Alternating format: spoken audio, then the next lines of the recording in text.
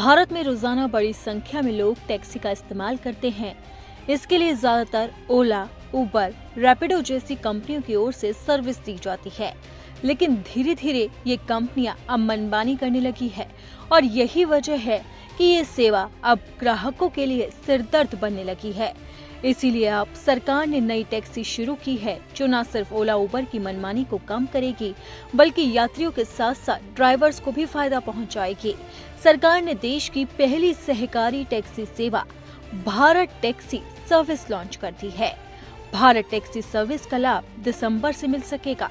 हालांकि इसका pilot project नवंबर से ही शुरू होगा, जिसमें 650 ड्राइवर शामिल रहेंगे।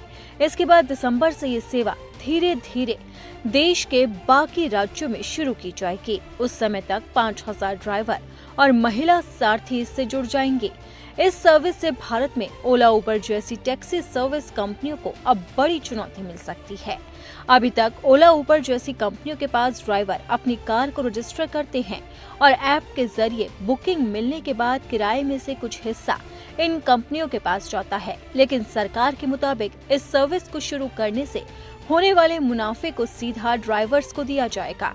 भारत टैक्सी में महिला ड्राइवर्स भी शामिल होंगी।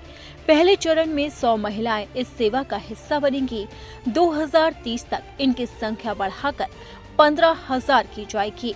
उन्हें मुफ्त ट्रेनिंग और विशेष बीमा कवर 15 नवंबर से ही उपलब्ध करा दिया जाएगा।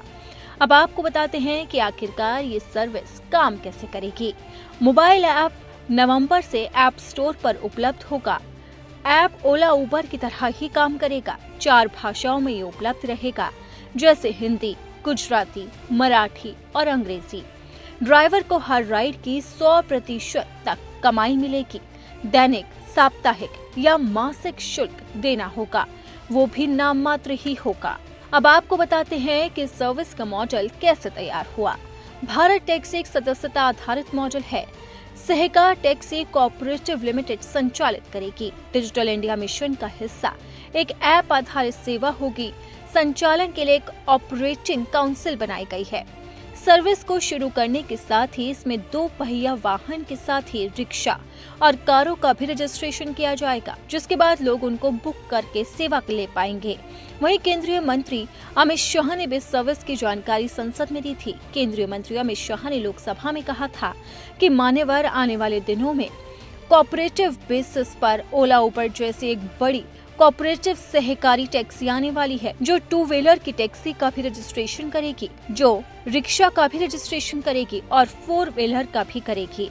उसका मुनाफा किसी धन्ना सेठों के हाथों में नहीं जाएगा, वो ड्राइवर के पास जाएगा। इस प्रकार की हम कोऑपरेटिव लेकर आ रहे हैं, जो सीधा लोगों के साथ साथ ड्राइवर्स को भी लाभ पहुंचाएगी।